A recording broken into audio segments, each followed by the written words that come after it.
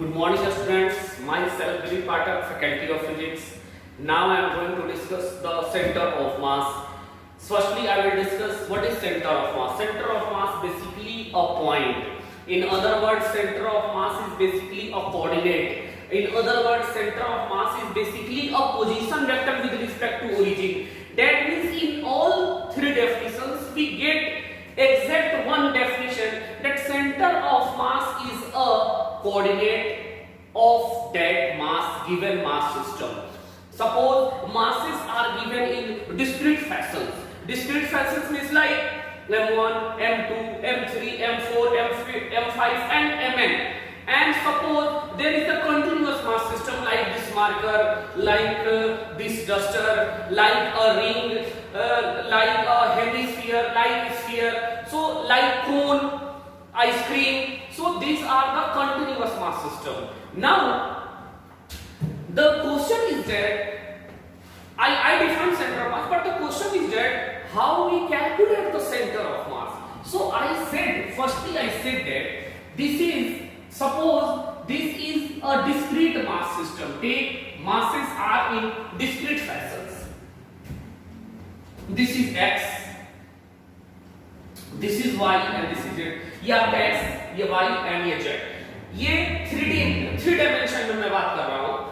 So suppose this is the mass m1, ये रहा आपका mass m2, this is mass m3, this is mass m4, and suppose the masses are going like fashion like mn up to mn.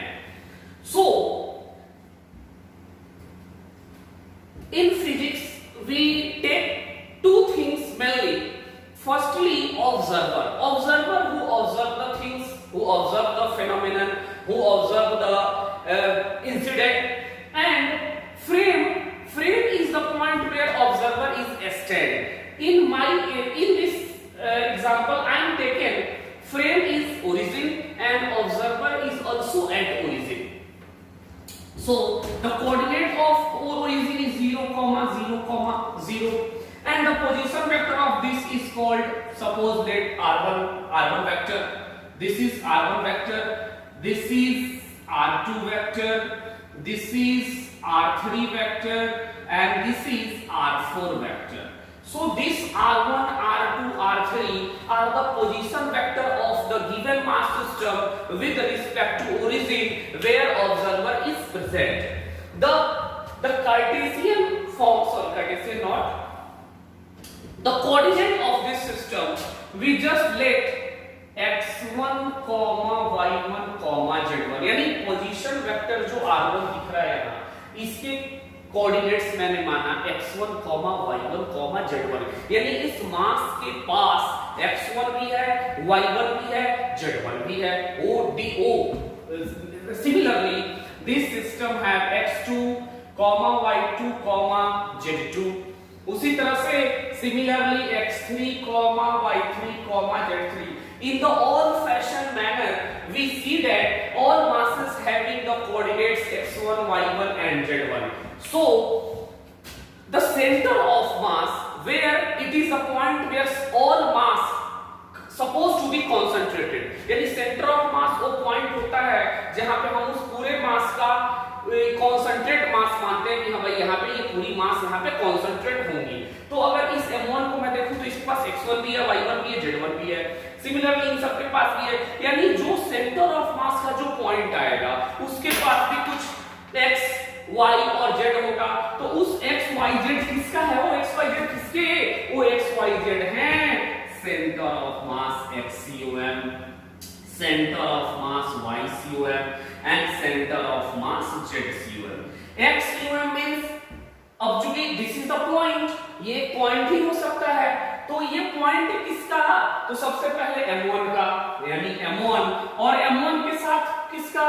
x1 o plus फिर m2, यानी x जब लेंगे तो सबका x लेंगे, यानी m1 x1, m2 x2 plus m3 x3 और and so on, divided by m1 plus m2 plus m3 plus dot dot.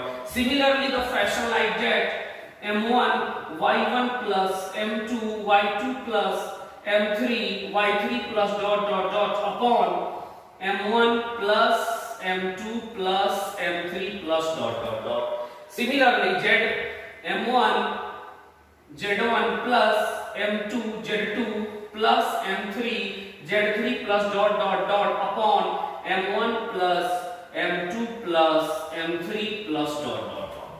ये हमने निकाला सेंटर ऑफ मास का कोऑर्डिनेट, यानी ये पूरे बॉडी के मास इसी कोऑर्डिनेट पे कॉन्सेंट्रेट होंगे, ऐसा हमने माना है। ये मासेस कैसे हैं भाई? Discrete. These masses are discrete masses, but the masses may be continuous, like rod, like ring, like sphere, like hemisphere, like cone, like triangular plate, and etc. So, if the continuous mass systems are present, then what will do?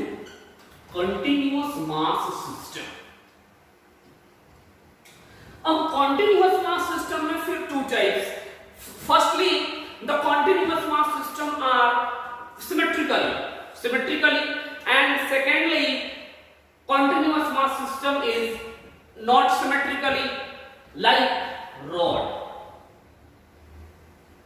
अगर मैं इस rod को लूं और इसकी masses को मैं uniform मानूं, यानी lambda equals to mass per unit length की मैं डिसाइड करूं, और इस रॉड की यदि लेंथ L हो गई तो इसका सेंटर ऑफ मास ठीक बीच में हो जाएगा, और बीच में आप इसको ओरिजिन मान ले या L/2 मान ले, दोनों हमारे हक में फायदा होगा, कोई दिक्कत नहीं होगी। अगर इसको मैं ओरिजिन मान लिया तो ये हाफ पार्ट नेगेटिव एंड ये हाफ पार्ट पॉजिटिव, और यहां मैंने ओरिजिन माना तो centre of mass will at L/2, यानी सेंटर ऑफ मास चेंज हो सकता है, कोऑर्डिनेट चेंज करने से centre of mass definitely change हो सकता है, but the actual meaning of centre mass कभी चेंज नहीं होता है, क्योंकि ये हमने माना है। अगर मैं ये रिंग ले लूं, if this ring is continuous mass system, so इसका सेंटर ऑफ मास मैं कहां मानूंगा? 0,0, क्योंकि ये मैंने मान लिया कि भाई इसकी ओरिजिन पे सेंटर ऑफ मास होगी। अगर ये डिस्क हो गई कंप्लीट डिस्क, तो इसकी भी सेंटर ऑफ मास कहां होगी? ठीक बीचों बीच, यानी ओरिजिन पे, चूंकि सिमेट्रिकल है। यदि सॉलिड स्फीयर भी हो गई तो भी सेंटर ऑफ मास कहां होगा? इसका ठीक बीचों बीच, यानी इसमें हमें कहीं कुछ दिमाग ज्यादा लगाने की जरूरत नहीं है, जैसे दिए गए हैं वैसे ही हम इनका सेंटर ऑफ मास कहां मान लेंगे? 0,0 पे। बट प्रॉब्लम वेयर, अब प्रॉब्लम कहां आएगी? जैसे मान लीजिए ये हाफ रिंग हो गई, ये हाफ डिस्क हो गई, ये हेमिस्फीयर हो गया, ये आपका कोन, यहां मैं कोन बना दे रहा हूं इस जगह, ये कोन हो गया आपका, this is the cone.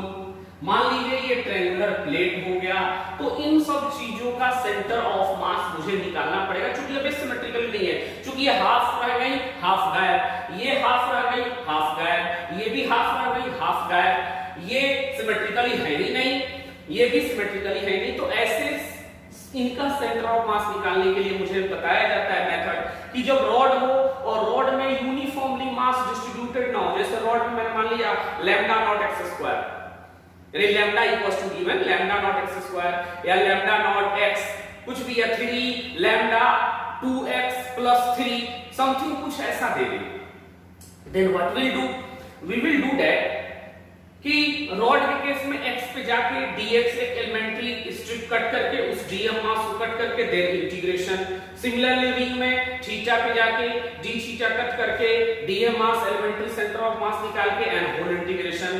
Disc के केस में r पे जाके dr कट करके एक रिंग बनाना और फिर उस रिंग का centre of mass. Similarly hemisphere r पे जाके dr, हेमिस्फीयर मतलब ये हॉलो नहीं है, ये सॉलिड भी हो सकता है और हॉलो भी हो सकता है। तो यदि हॉलो हुआ तो थीटा पे जाके, और यदि सॉलिड हुआ तो आर पे जाके dr कट कर लूंगा। सिमिलरली इनका थेल्स थ्योरम लगा सकते हैं, क्योंकि 9th 10th क्लास में मुझे इसीलिए थेल्स थ्योरम, ये ट्रायंगल्स है और ये भी शेप ट्रायंगल्स का है, तो इनके लिए हम थेल्स थ्योरम अप्लाई करते हैं। तो अगर इनके कंटीन्यूअस मास सिस्टम का सेंटर ऑफ मास निकालने के लिए बोले तो मेरे पास जो फॉर्मूला है वो मेथड ऑफ इंटीग्रेशन का है, यानी here we will use the method of integration. जैसे अगर XCOM की बात हो तो integration dm into x upon integration dm, अगर YCOM की बात हो तो integration dm into y upon integration dm, यदि ZCOM की भी बात हो तो integration dm into z upon integration dm, like that हम ऐसा कर सकते हैं. Now I am going to discuss a very fantastic concept related to center of mass, centroidal frame and reduced mass concept. So let us start.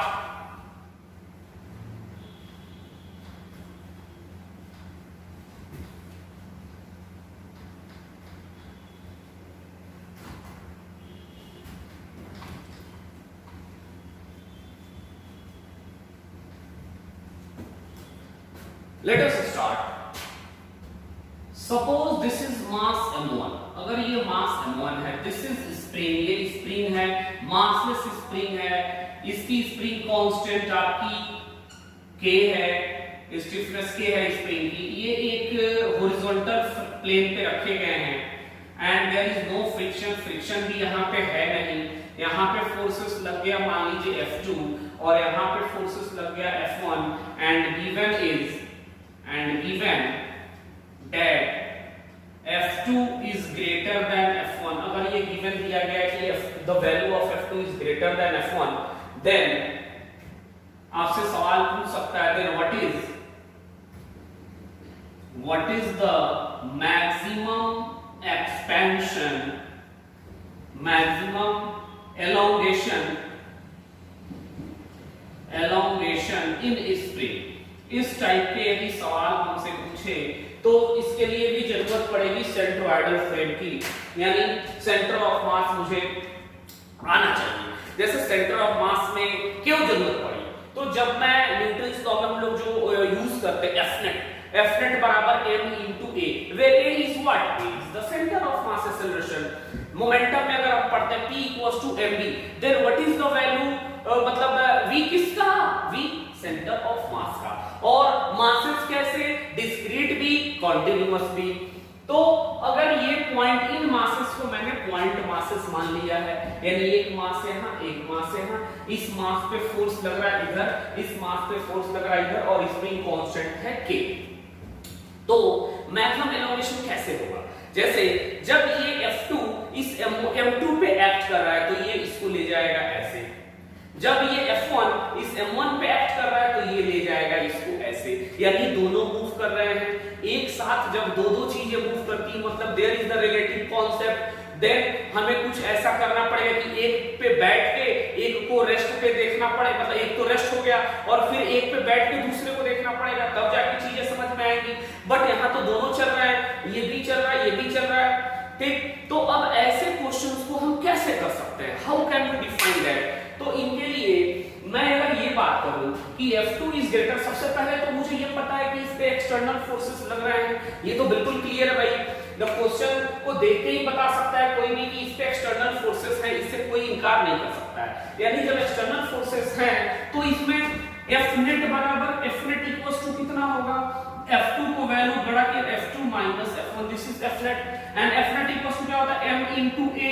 मैंने अभी बताया एक इसका सेंटर ऑफ मास का, तो यहां से ACOM आ गया F2 minus F1 upon M1 plus M2, क्योंकि दो मासेस हैं. ये तो सेंटर ऑफ मास की एक्सेलरेशन आ गई, दोनों की सेंटर ऑफ मास कहीं बीच में ही होगी, ये तो जनरली बात है कि दोनों की सेंटर ऑफ मास कहीं बीच में ही होगी. तो अब अगर जैसे कि m1 x1 m2 x2 के कॉन्सेप्ट से बीच में होगी, तो ये जो सेंटर ऑफ मास जो एक्सेलरेट कर रहा है वो किससे, F2 minus F1 upon M1 plus M2. मैंने मान लिया कि ये सेंटर ऑफ मास कहीं यहां होगी और ये ऐसे एक्सेलरेट कर रहा है. अब चूंकि दोनों मूव कर रहे हैं तो मुझे कहीं एक जगह बैठना, तो मैं कहां बैठना पसंद करूंगा. तो अब इसके लिए चूज ऐसे क्वेश्चंस को सॉल्व करने के लिए we will decide centroidal frame, and centroidal frame is nothing, it is the centre of mass frame.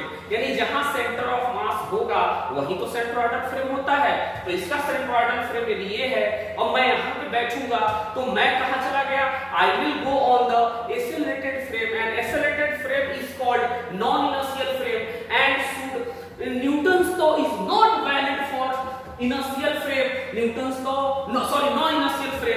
Newton's law non inertial के लिए वैलिड ही नहीं है, then apply the concept of pseudo force. अब सूडो फोर्स लगाते हैं भाई दोनों पे हम।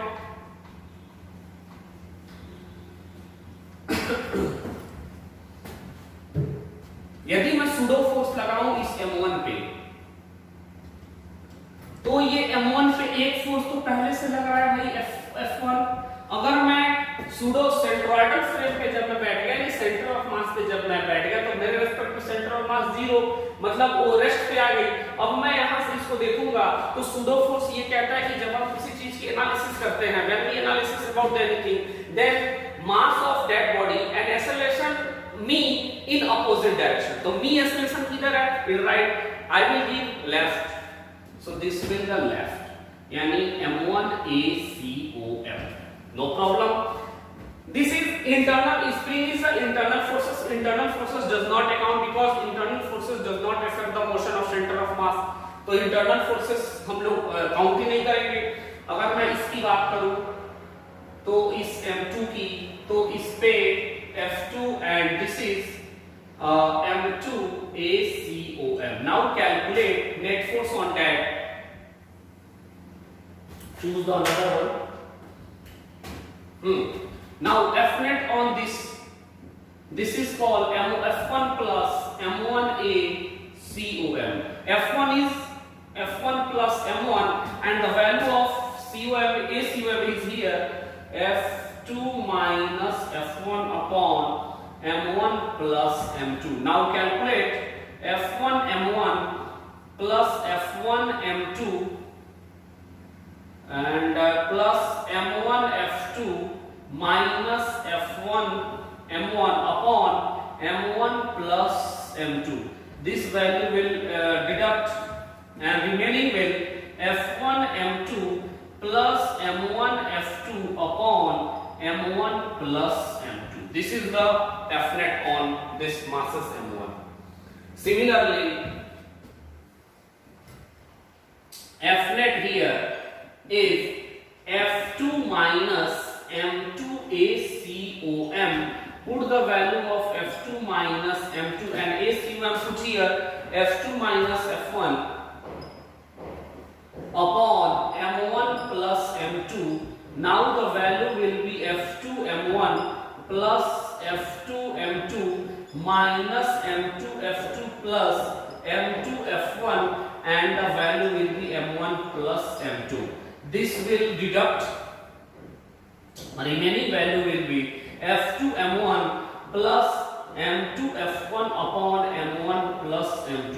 Now look at the both forces equal, यानी जब मैं centre of mass centroidal frame को चूज कर लिया तो दोनों ऑब्जेक्ट पे जो फोर्सेस लग रहा है वो कैसे लग रहा है? दोनों भाई सेम ही लग रहा है, बोथ वैल्यू हैविंग सेम। तो अब मैं इसको कैसे एनालिसिस करूंगा? ये तो फोर्सेस मैंने निकाल लिया, मैं इसे मिटा रहा हूं।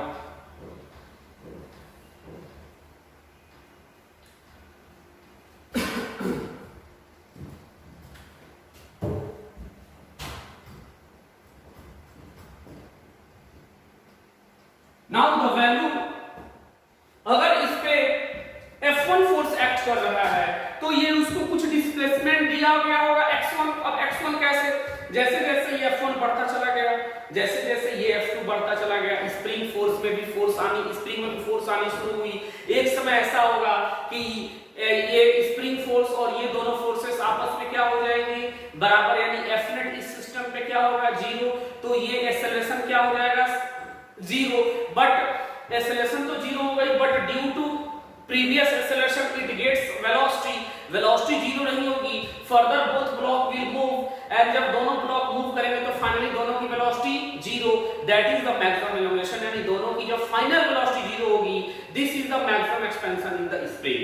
यही काम है कि जब इनिशियल कंडीशन में भी दोनों ऑब्जेक्ट की वेलोसिटी 0, फाइनल कंडीशन में बोथ वेलोसिटी 0, जब फाइनल भी दोनों की वेलोसिटी 0, इनिशियल भी दोनों velocity 0, then we use energy conservation because there is no losses of energy. Energy का लॉस ही नहीं है, फ्रिक्शन है नहीं, एनर्जी का लॉस नहीं है, यानी सेंट्रोइडल फ्रेम में हम वर्क एनर्जी थ्योरम का अप्लाई करेंगे। तो जब सेंट्रोइडल फ्रेम में हम वर्क एनर्जी की अप्लाई करते हैं, this is the another technique, represent the work energy theorem in the case of centroidal frame. That is work done external plus work done internal equals to change in KCOM, यानी delta KCOM यानी kinetic energy of center of mass. Initially center of mass की kinetic energy 0, finally center of mass की kinetic energy 0.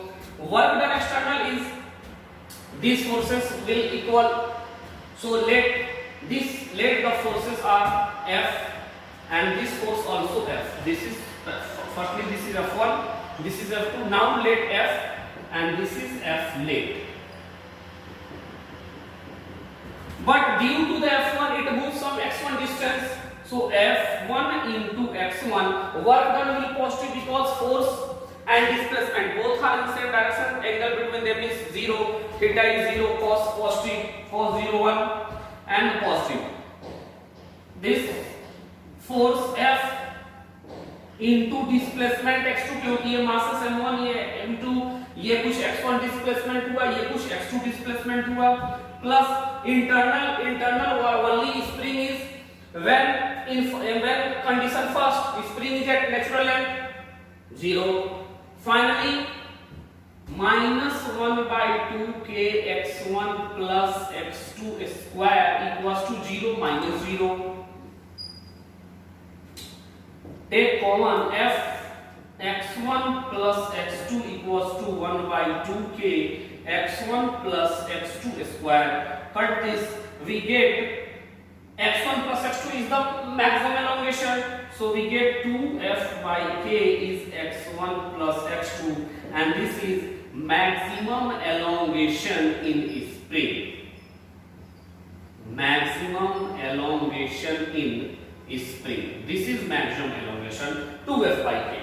अब now इसका हम use कैसे कर सकते हैं, जैसे नीट में जेईई मेन में इस पे कैसे सवाल पूछे जाते हैं मैं उनको एक एक करके आपको बता रहा हूं.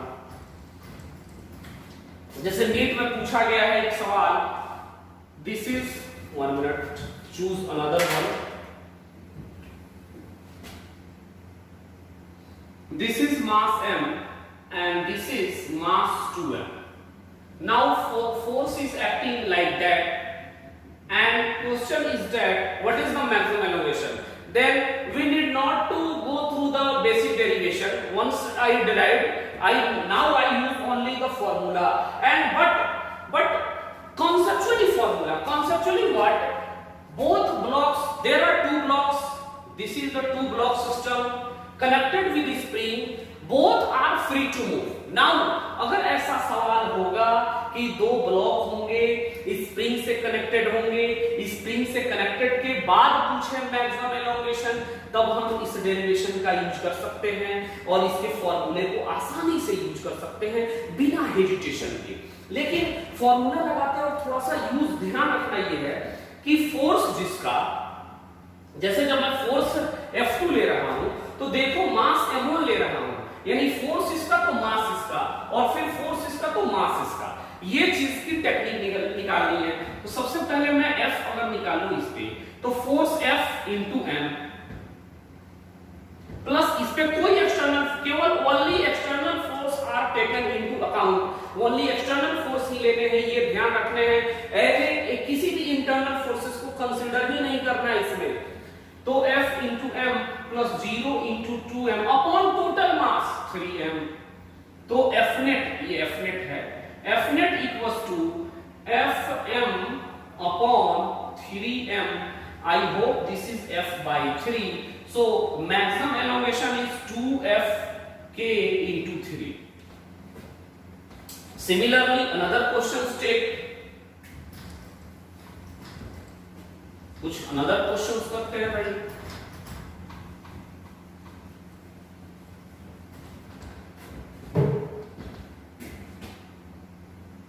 This is m. Oh, suppose it kept horizontally and now there may be string also. String and spring may be also. It is string is also massless, spring is also massless. Stiffness is k.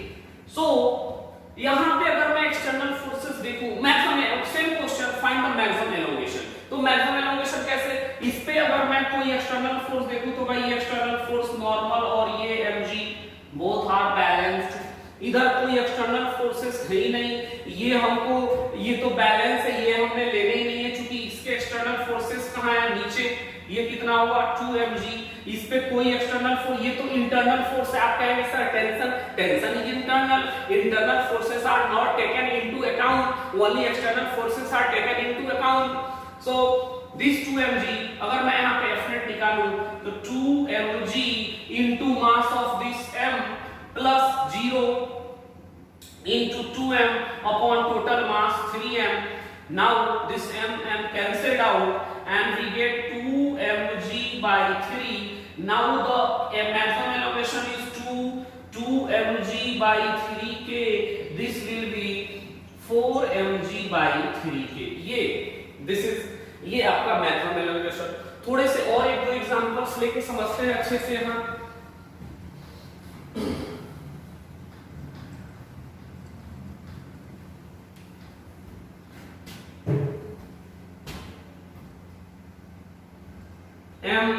ये 2 kg, ये 6 kg, इस पे अगर कुछ force लग गया मान लो 24 Newton, यहां ऐसे फोर्स लग गया 10 न्यूटन। सो अब फाइंड मैक्सिमम एलोंगेशन या मैक्सिमम कंप्रेशन कुछ भी। तो अगर मैं देखूं तो जब भी ऐसे सवाल आएंगे कि अब पहले वाले सवाल को एनालिसिस करते हैं, फोर्सेस अपोजिट लग रहे थे और फोर्सेस दोनों सिमिलर डायरेक्शन में लग रहे हैं, तो एक्सेलरेशन कैलकुलेट, इसकी एक्सेलरेशन कितनी होगी 10/2 यानी 5 मीटर पर सेकंड स्क्वायर। इसकी एक्सेलरेशन कितनी होगी, ये होगी 4 मीटर पर सेकंड स्क्वायर। तो ये चूंकि पीछे ये ज्यादा तेजी से चल रहा है, ये कम से चल रहा है, तो स्प्रिंग में हमेशा क्या होगा कंप्रेशन, यानी मैं देख के बता सकता हूं कंप्रेशन। और जब कंप्रेशन होगा तो F net कितना होगा, F net निकालने के लिए इसका फोर्स इसका मास यानी 10 into 6 माइनस कंप्रेशन में माइनस ध्यान रखना है, इसलिए मैंने इस इलस्ट्रेशन को लिया, और 24 into 2 upon total mass 8 and this is 60 minus 48 upon 8, this is 12/8. Now maximum compression is 2 into 12/8 into k. इस तरह के एग्जांपल्स हम लोग कर सकते हैं। एक दो और क्वेश्चंस मैं बताता हूं आपको। जैसे मान लीजिए अगर पुली ब्लॉक सिस्टम की बात करूं तो पुली ब्लॉक सिस्टम को हम लोग कैसे करेंगे उसको भी देखता हूं। मान ऐसे आ गया सवाल, ये आ गया 2m, ये आ गया m, find the maximum elongation या मैक्सिमम कंप्रेशन कुछ भी। तो ऐसे सवाल को कैसे करेंगे, केवल external forces are taken into account, यानी इसका एक्सटर्नल फोर्स नीचे धरतीमान, इसकी एक्सटर्नल फोर्स नीचे mg, तो इसका मास इसका फोर्स ये मास यानी 2mg, क्योंकि इसमें कंप्रेशन ही होगा 2mg into m plus mg into 2m upon 3m, this is 4mg by 3. I hope you have 4mg by 3 and the maximum elongation is 2 into 4mg by 3 into k, this is 8mg by 3k. तो ऐसे सभी सवालों को हम लोग कर सकते हैं। तो ये आज के लिए इतना काफी है। Okay, thanks for watching.